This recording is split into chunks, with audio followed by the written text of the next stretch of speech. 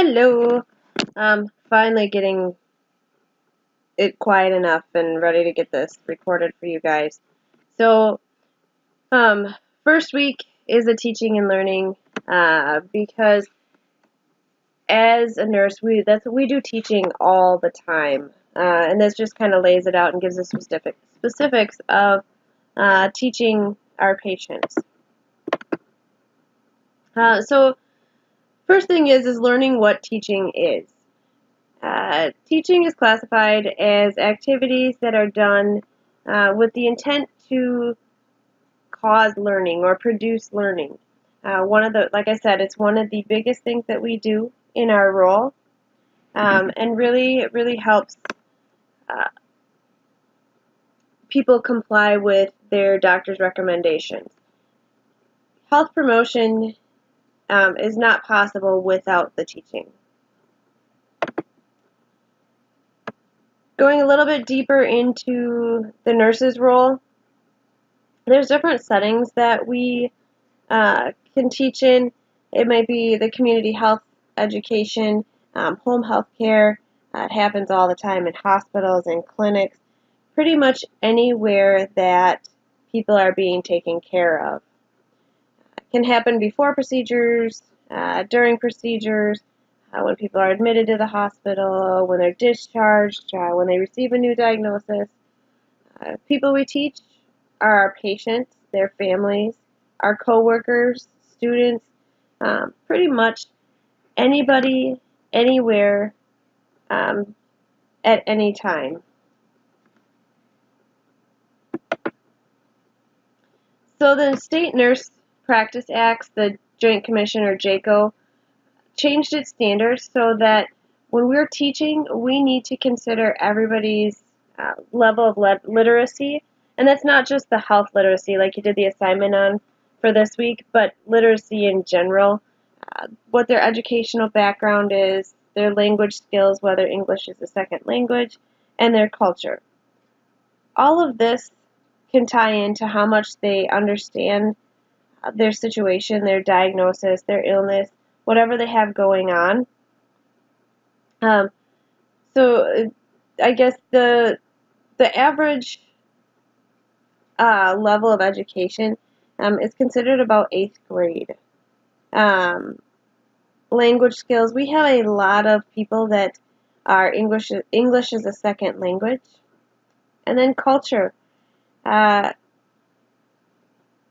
can be an ethnicity, or I've done a lot of taking care of the Amish. It's maybe not a culture, but um, and it takes quite a bit to learn what is accepted, what isn't accepted, those types of things. Uh, for the very strict Amish, they actually prefer that you would talk to the male or the elder, um, but they're getting a little more lenient, and just kind of depends on the sect that they're in. But it takes a little bit to understand how to take care of a different culture.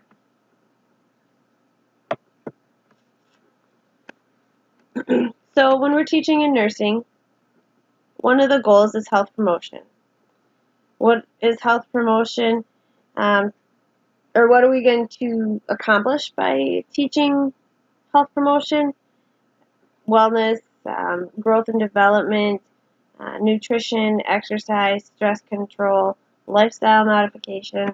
So there's a lot of things that we can teach that will promote health promotion. There we go. That's how I wanted to say it. We also teach to illness prevention or injury prevention. Things like that are any type of health screening, whether it's a blood glucose, like a hemoglobin A1C. Anytime you're looking for cancer, like a pap test or a mammogram, and then just the plain old physical routines or physical exams. We also want to reduce health risks. Could be things like lowering cholesterol levels or anything that may cause an illness or an injury later on.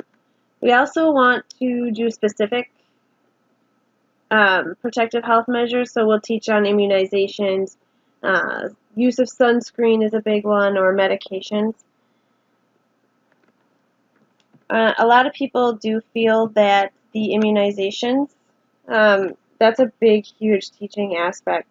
But a lot of people believe that the immunizations may cause autism, and I mean, there's a whole list of stuff. And if you guys get to know me at all, I'm not against vaccines, but I'm also not uh, super, super stoked about them either. I think that we need immunizations, but they do also have a lot of side effects. Um, but the claim that the immunizations were causing autism actually was debunked, and the guy actually served prison time from what I've heard.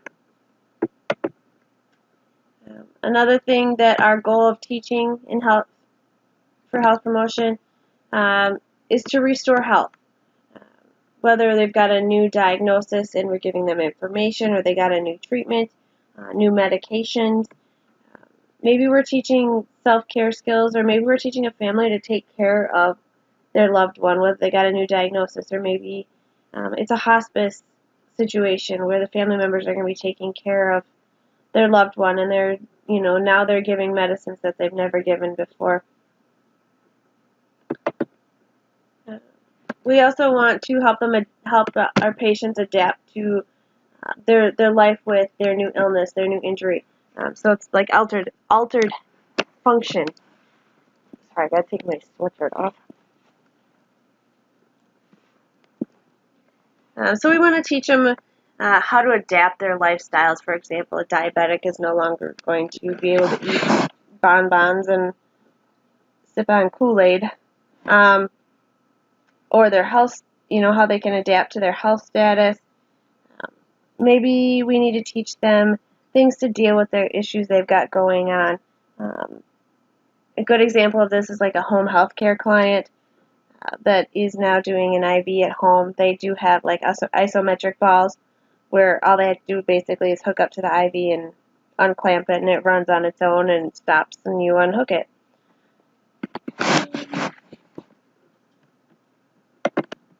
So that gets us to what is learning. Learning is the change in a person's ability that we can't just say, oh yeah, they grew up, so they are now able, or they now know that. So it's something that can't be accounted for by growth or getting older, and it shows, or when the person has a change in behavior, we figure they have learned what we want them to learn.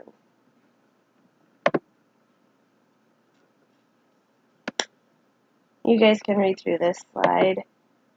So that gets us to our vocabulary. A learning need is just a desire or a requirement to know something. The example I gave in the face-to-face class on Wednesday was the farmer who has just came in and had a hip replaced doesn't really care if you want to teach him about diabetes.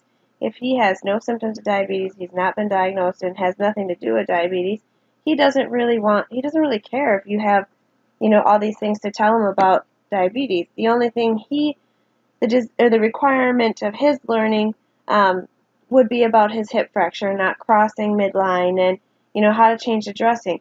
So they have to have a purpose for the learning. Client compliance. This just means the person is following the doctor's recommendations or what they're learning. Side note on this one, just be really careful when you label someone non-compliant, because there's a lot of things that go into it. Maybe they don't understand, maybe they need more education, or maybe they have a strong feeling against it. So we can't just automatically label somebody non-compliant. Adherence is just the patient's following and continuing with the recommendations that their provider has given them. Andragogy, pedagogy, and geragogy is just the different words for teaching. Andragogy is adults, pedagogy is kiddos. And gerogogy is the elderly, the geriatrics.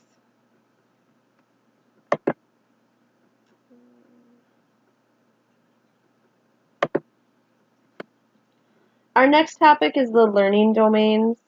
Make sure you understand the difference between these three. The cognitive domain is at the thinking level. The learning, the understanding, the fact. They know the facts of their illness. So, example, I don't know why I keep picking diabetes. I'm really tired. I've been up since 4 and it's now almost midnight. So,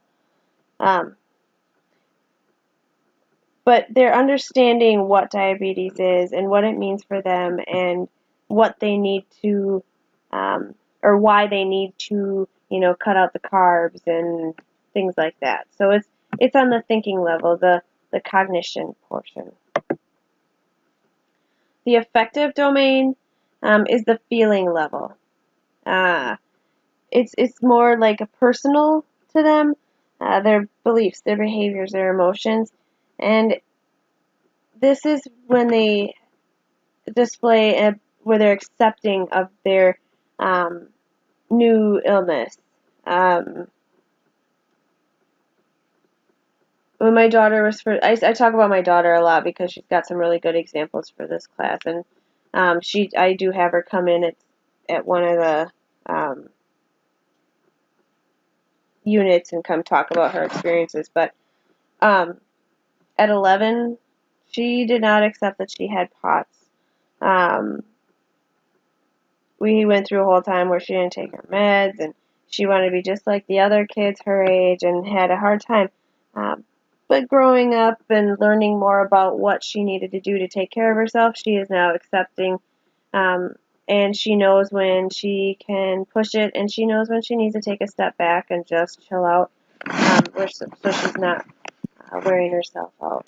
So it just all has to do with the feeling and the understanding and the accepting. It's more of like a self-esteem thing. And the third one is the psychomotor domain. This is the gross motor, the fine motor, it's when you're actually doing something, when I should say the patient is giving themselves an injection or checking their blood glucose or setting up their medications.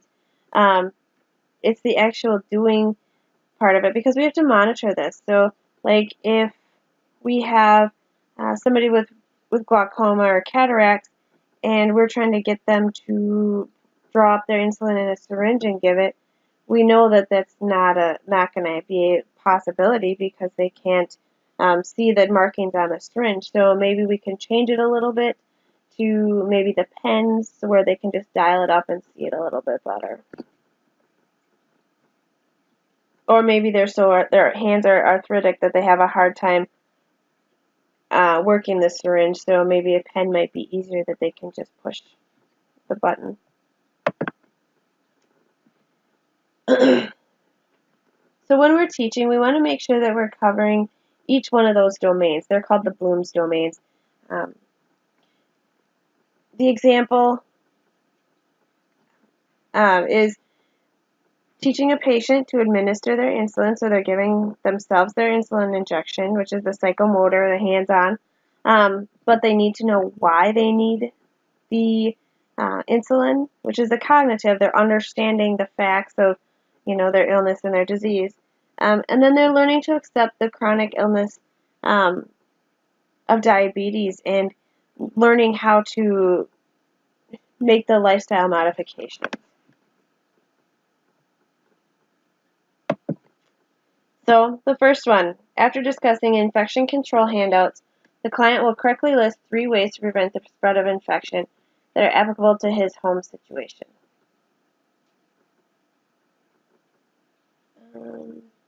Which one would that be? Sorry, I was kind of looking at the rest of them while I'm looking here. That would be cognitive. After demonstration by the nurse, client will demonstrate proper hand washing with at least 5 seconds of scrubbing. That is psychomotor because they're actually doing the task. And then client will initiate obtaining liquid soap and paper towels for hand washing at home within 2 days of infection control discussion. That one is effective because they are understanding and accepting that they need to make sure that they can have proper hand washing at home.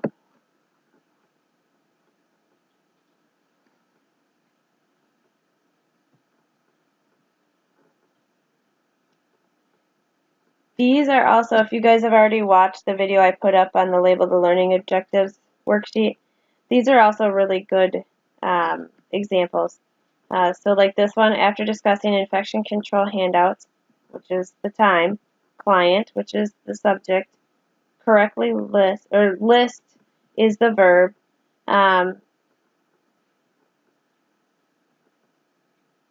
condition is the rest of this down here, the 3 ways to prevent the spread of infection that are applicable to this home situation. And then the criterion is correctly. We'll get into this further in the PowerPoint too, but I already went over it in the other one that I posted earlier. After demonstration by the nurse, which is the time, client is the subject again. Demonstrate is the verb, or will demonstrate, however you want to look at it. Criterion is proper, and condition is hand washing with at least 5 seconds of scrubbing. You can also consider 5 seconds of scrubbing as criterion as well. That one is a either way. And then this last one, client, is the subject. Initiate is the verb.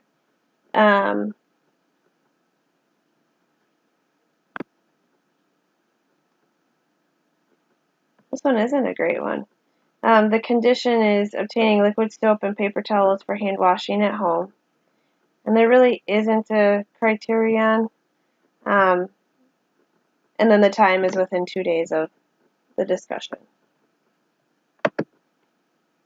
Alright, learning theories, behaviorism.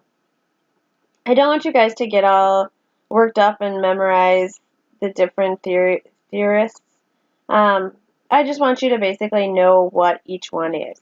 So behaviorism is based on a response. So if I'm up teaching you guys something and your tests tell me that you guys all get hundreds, I'm going to continue doing what I'm doing. But if I teach you guys something and your tests are 40s, apparently I need to figure out what I'm doing wrong and change what I'm doing.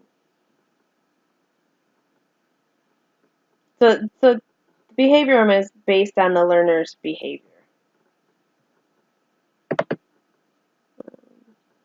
Positive reinforcement is included in behaviorism. Modeling or imitation. So it's kind of will press lever for food, kind of does it. The positive reinforcement. If I do really good, will you give me a cookie? We want to make sure that we're giving them enough practice time and let them try and fail and let them try and succeed. And then we're doing the teach back, the return demonstration. I keep losing my mouse. There's specific teaching strategies that are included in the behaviorist theory that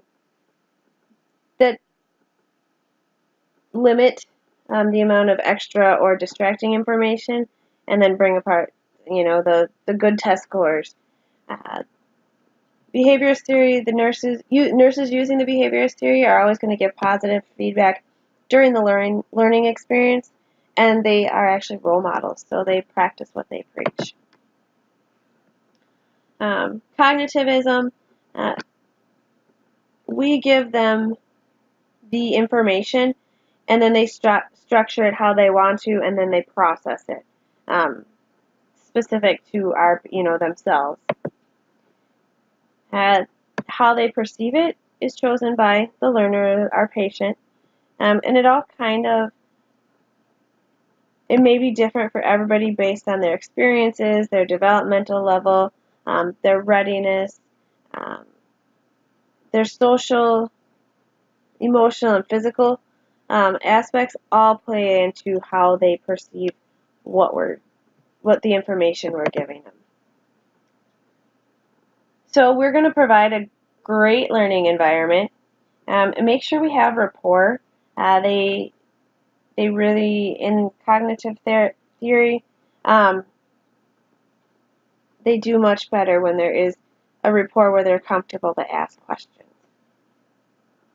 Um,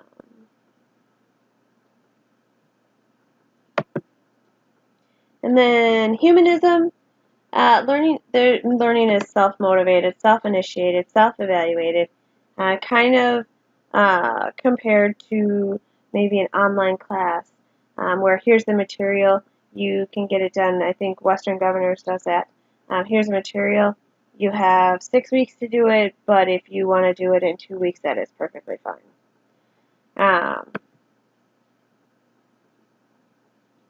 This learning theory really, really focuses on a person's self-development.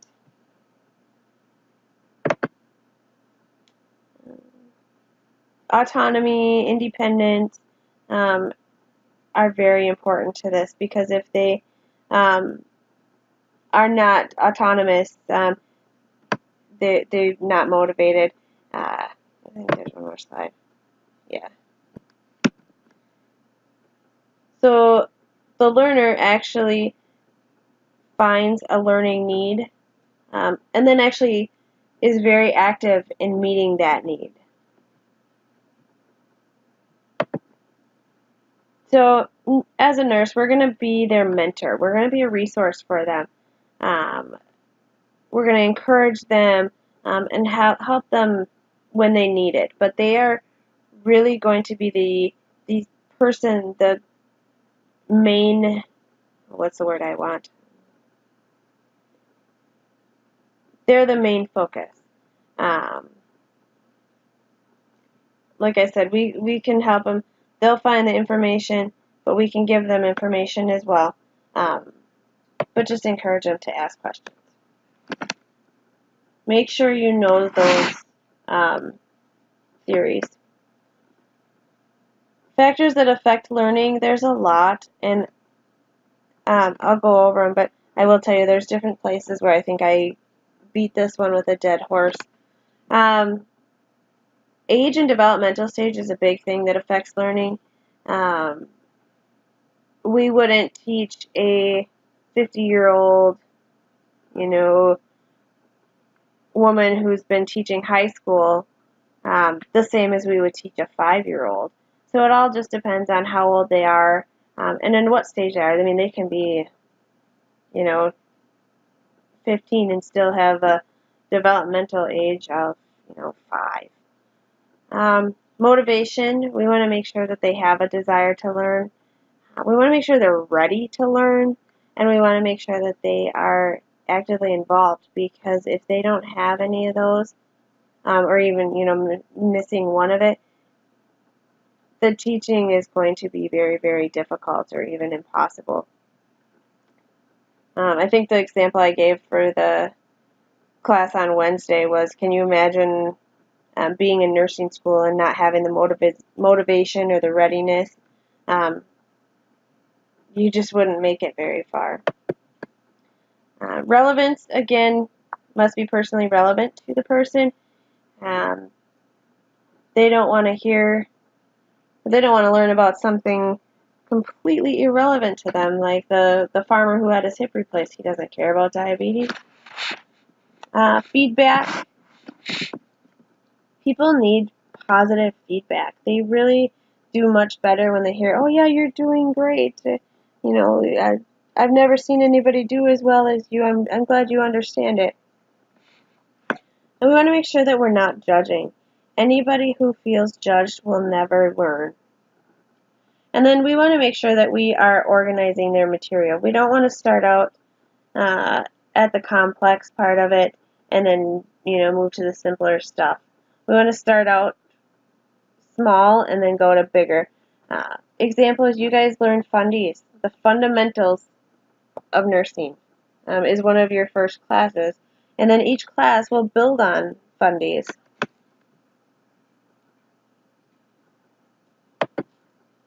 Repetition, repetition, repetition. Remember, the more times you hear it, the more you'll remember it. I do, repetition. One of the study tips that I give people is like either using a dry erase marker or even post-it notes, and putting on the mirror. So when you're getting ready in the morning and doing your hair, putting your makeup on, or shaving, or whatever you guys do, you'll see it. Or maybe on the fridge. So every time you go get a soda or a beer, you're in nursing school, you learned it. You'll see it. So it's just the repetition, and the more repeating will just drill it right into your brain. Timing goes with it being relevant to the patient. The environment, we want to make sure that it is a good learning environment. We don't want all the noise carrying on out in the hall, or somebody being uncomfortable or nervous, or anything. We want to make sure that environment is nice and quiet and the lights are appropriate. We want to have them on, but we don't want to have them too bright, and we don't want to have them too dim. So there's a lot of things we really kind of look at. Emotions might be a barrier, because when someone's scared or angry, depressed, anxious, it's really hard to learn.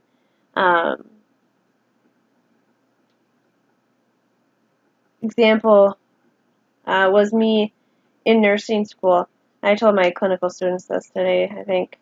But I had an instructor who, whenever we did, IV start or a catheter insertion, she would literally put an egg timer on one shoulder and put her chin on my other shoulder. If that didn't strike fear into everyone and provoke anxiety, I don't know what is. I honestly had trouble with IVs for probably a good 2 years. Physiological events. If the person is in pain, that's going to be a huge barrier. So we can always, give pain pills, Tylenol, ibuprofen, whatever they have, before we teach them. Cultural aspects might be a barrier. Maybe they don't speak English, and all we speak is English. And then psychomotor ability. I kind of talked about that with the insulin syringes, where maybe their hands are really arthritic and they can't work the syringe. Maybe they're not strong enough to do certain things, or coordinated, or maybe they're pretty ill and so their energy is terrible. There's a lot of different things that go into psychomotor. Alright. Just some teaching guidelines. These are pretty common sense type things. Like I said before, start small, go bigger. So use kind of like building blocks. You make a foundation and then you build up on that. We want to make sure that we're letting our learners, our patients, go at their speed. If they are not paying attention, staring off into space, maybe they're playing on their phone, but we notice that they look bored. Maybe that's not that they're just being rude and wants to mess around on their phone. Maybe they just don't understand what we're talking about and they're confused. We need to make sure that we're using a layperson's vocabulary. Like you guys learned in your assignment,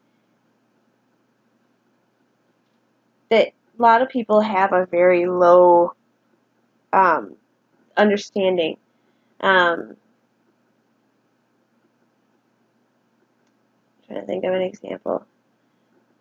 I had a patient once who was in the hospital for pneumonia and a COPD exacerbation. But he was showing signs and symptoms of a blood clot in his lungs, a PE. And he had a D-dimer done. The results came back really low, so it was negative. But I don't remember who it was, whether it was another nurse or if it was lab or who it was. But walked in the room, said, "Hi, how you doing? Your PE was fine," and walked out the door. Or no, it was, "You don't have a PE," and walked out the door. The patient looked at me and said, "I don't have a what?" So he had no idea what a PE is. People in healthcare, you hear PE and you go, "Oh my goodness, uh-oh." But when you don't know, that it stands for pump. Bleh, I can't even talk. When you don't know healthcare stuff, it's kind of scary to think that people get information relayed to them at that level. Again, make sure there's no distractions, no interruptions. If we can have our people out of bed while we're teaching them, that is a good idea. And then here again, repetition, repetition, repetition. The more you hear it, the more you remember it. Organizers, we kind of talked about that. You can use logical relationships. Example of this is like a door hinge. Everybody knows how a door hinge works. So that when you're maybe teaching them about, I don't know, a knee replacement, you can compare their knee joint to a door hinge, because it's something that that any layperson would understand. So maybe that would make a lot more sense to them. Teaching aids will help with their attention. We can use pictures, we can use models, we can use pretty much anything, so that we're not just coming in talking to them. I'm a really, really visual learner, so I have to have something in front of me that triggers my memory on it or makes me understand. If you're just talking to me, I really honestly will tune it out, and not even on purpose. And then we can use materials, especially for people who speak other languages, if we need an interpreter. But if English is a second language, the props, the teaching aids really help drill into what we're trying to teach them.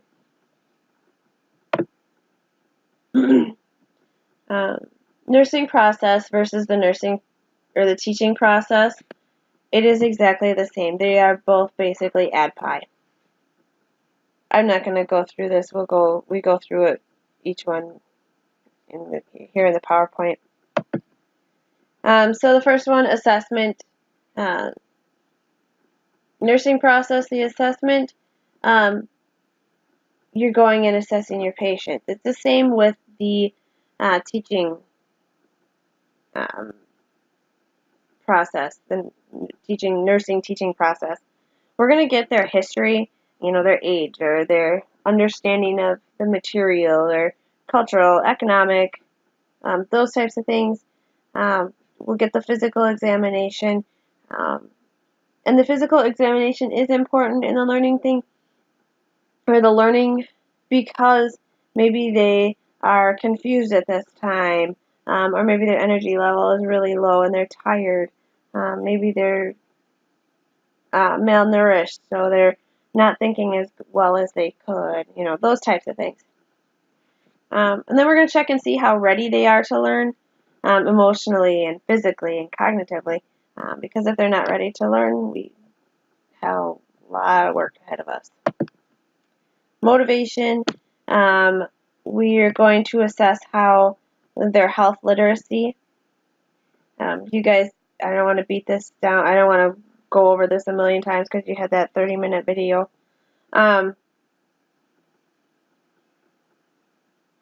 When somebody doesn't understand their health stuff, it can lead to a lot more problems. I just wanted to talk about this example. Once in English means one time. Once in Spanish means 11 times. Both spelled the same.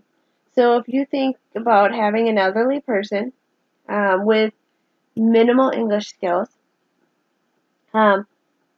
They could literally look at their bottle, and instead of taking their blood pressure medicine 1 time a day, they could mistake that for 11 times a day. So just be aware of some of those things. Ooh. So our diagnosis, NANDAs, like you guys have been doing, deficient in knowledge, absence or deficiency of cognitive information related to, oh gosh, that didn't make a whole lot of sense. The examples, the first one is deficient knowledge. Basically, they don't have enough information related to a specific topic. So it could be readiness for enhanced knowledge as well.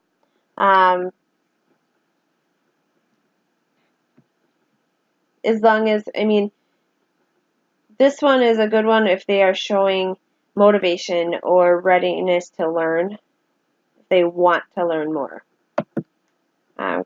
Could be turn it around a little bit and say risk for, oh, I'm sorry, I'm not thinking top notch tonight, tired. Risk for injury related to deficient knowledge in use of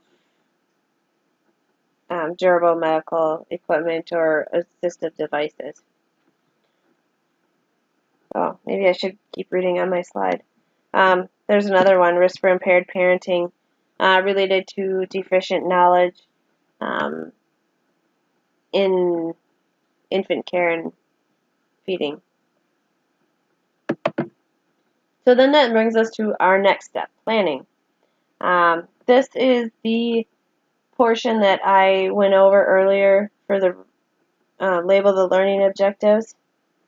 I think I'm just going to have you look at that video so that I'm not going over the same thing twice.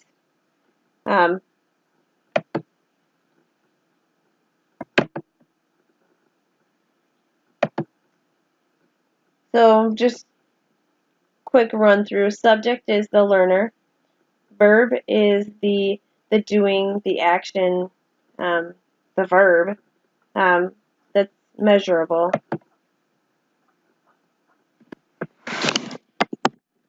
My dog's making a weird noise. I'm sorry. I don't know what's going on. Condition is the set of circumstances. And then criterion is how well they're performing the activity. And time is when they need to have it done by. So who is the subject? Will do what is the verb? How well is the criterion? Condition is under what conditions, and time is by when. Like I said, watch the other video that I posted earlier tonight, and that'll go into a lot more detail. I think it's like 25 minutes or something.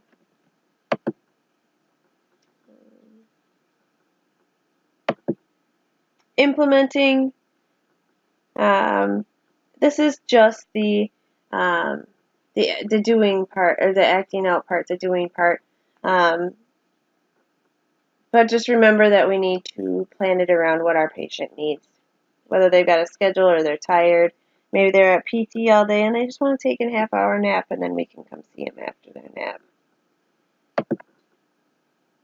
Different ways we can do it is like a lecture, a description, or an explanation. We can have a discussion with them. We can answer their questions. Maybe we go in and say, okay, I'm going to come in tomorrow and we're going to do this teaching on Lovenox. Why don't you get some questions ready for me, and then I will answer all your questions tomorrow when I'm in here. That's one way we can do it.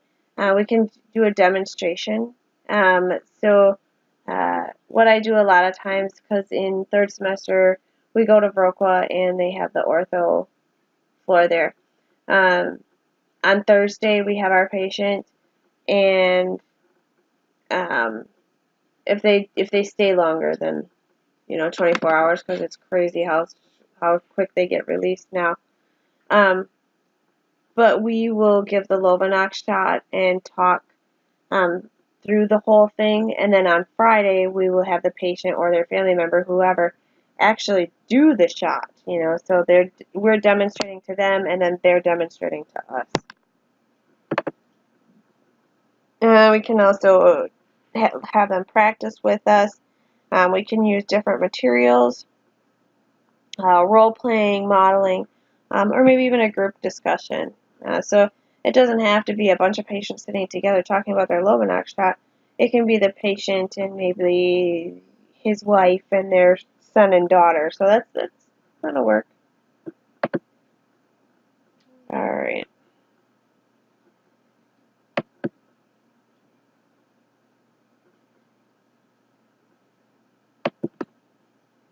So that gets us to kiddos. Some different teaching strategies for them. Maybe visits to the hospital or the treatment room before their procedure. Get them kind of ready, know what to expect. This is a big deal when they have the child life specialist. The first time I saw a child life specialist, they um, acted out how to put an IV in, and then remove the needle and let the kiddo pretend to put an IV in the teddy bear. So then when they went to go do the IV, the kiddo kind of knew what to expect. Dress up is a big thing to help the kiddos learn. Coloring books,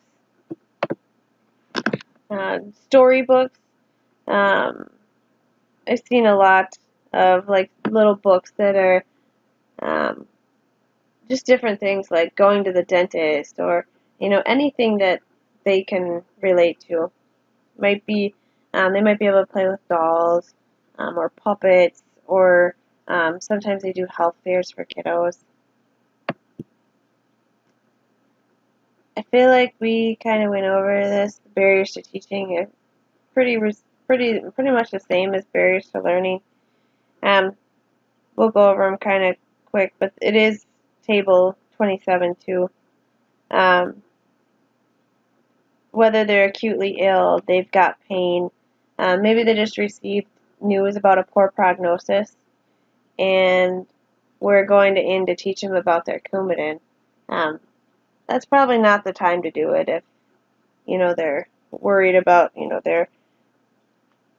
maybe they have a cancer diagnosis, because blood clots are really common in cancer, and then we go in because they are now on Coumadin or one of those newfangled meds that don't require any monitoring or don't have any way to monitor. Eliquis, there you go, one of those. They're going to be very upset about their prognosis usually, so it's kind of difficult because they'll be preoccupied with that. So that leads into emotions. If somebody's angry or anxious or depressed, or maybe they're grief over whatever it may be, maybe grieving the fact that they were given a poor prognosis, learning their medications is going to be the last thing on their list. Their language, if they speak another language. I always say I need to learn. I know a little bit of Spanish, but I've had patients that only speak Spanish, and it is so hard to teach them things because I'm not up as much as I should be on speaking the language. I did take care of somebody once, and my Spanish was so broken at the time that the patient and I was laughing together about my poor word choices. Physical or mental disability, culture, religion, might all be barriers to learning. All right, so then we get to our last tab, the evaluate. As in nursing process, we find a problem, we diagnose it, we plan what we're going to do, we actually do it, and then at the very end we say, oh, well, did everything we do work? Is the problem that we found in step number 1 is that solved. It's the same with the learning thing. We get to evaluate and we say, okay, did our patient learn what we wanted to? Did they make the goal? So if they did not make the goal, we need to figure out how can we, maybe we can present it a little bit differently, or maybe we can make it a little bit more clear. How can we reinforce it, or what ways can we modify it so that they can understand it better?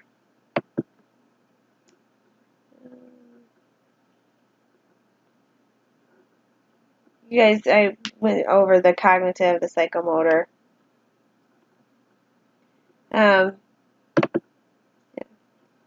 Make sure we're doing a closure at the end of the teaching session. Maybe we're summarizing what we taught them. We're making sure we're giving them feedback. So if they gave themselves their own Lovenox injection and they didn't allow the alcohol to dry, we want to make sure that we're telling them, okay, well, you did really good, except for when you're doing it, make sure you let that alcohol dry because it won't sting as bad. And it won't clean it off if it's still wet because it doesn't disinfect until it's dry. Or, maybe just, hey, you did great with that. Wow, I'm really impressed. And then we can give them, anything if they, maybe we have an extra printout. And, well, if you want to read this, you can go ahead. And then documentation. Document. And the teaching aspect of the nurse's role is no different. Documentation is a legal record. It communicates to everybody else in the healthcare setting what you have done. My big, huge example for this is I took care of a guy, and I know my face-to-face guys, you guys have already heard the story. He was admitted after, I can't remember. I don't remember if he had a stroke or DKA. But anyways, he was admitted to the hospital and then transferred over to the nursing home. Well, we got him I was working at the nursing home at the time. And he was a Medicare patient, so he was supposed to be a short stay person. He was meeting all of his physical therapy goals, all his occupational therapy goals, and so they started to plan discharge. We get communication from them that he is going to be discharged in 3 days, and so I go back and look through his chart and say, oh my God, nobody's taught this poor man or his wife how to give insulin. Because up until he was at the nursing home, he was just managing his diabetes by diet alone. He wasn't on meds and he wasn't on insulin. And so I'm, at this point, what do? You can't discharge somebody without teaching, and there was nothing documented. So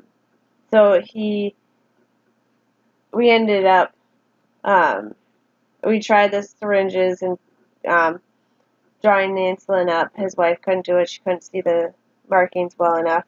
And then it was a sliding scale, and she had a hard time understanding it. He didn't understand it at all. I think he had a little bit of dementia. And so then we kind of went to a set schedule with the pens, and we tried to do this all in 3 days. Couldn't do it in 3 days, so we ended up staying a couple more, continued to try and do the teaching, and then ended up that his wife and him weren't able to meet his needs, so he did end up staying in the nursing home. I mean, and it's sad because, maybe if, we would have done little bits and pieces all along the way, it would have been easier for them rather than here's a whole bunch of stuff crammed in a couple of days. So, but there was no documentation of any teaching that had gone on before. So actually, I don't believe that the facility was reimbursed for the Medicare for him. And then here's just an example of what to chart when you are teaching. the date, the time, what you're teaching or they're learning. You're learning to use a glucometer to check capillary blood glucose. You want to make sure that you're documenting exactly what you see, what they say, and how they do. So noted a slight hesitation with each step, but the patient demonstrated correct technique. Patient states you always want to put in exactly what they say. And yes, you can swear in your charting. If they swear at you, you should be charting it. Anyways, patient states, I'm feeling more comfortable each time I do it, but I still need to stop and think about the process. Patient states she will check her blood sugar 4 times a day and as needed before meals and before bed. She's able to state the symptoms of hypo and hyperglycemia and states that she'll check her blood glucose if she experiences any of these. Continue to monitor patient during self-administration of blood glucose testing. So it kind of goes through every aspect of how they're doing when you're working with them to teach them a new process. And I think that is it.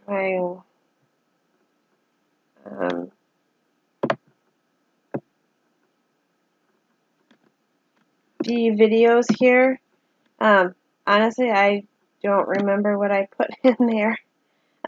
But take a minute and you can peek at the videos. You'll have to go into Blackboard and actually pull out the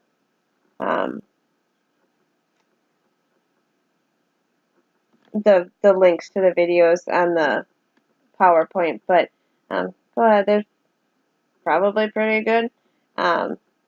I usually try and find the least boring videos that I can.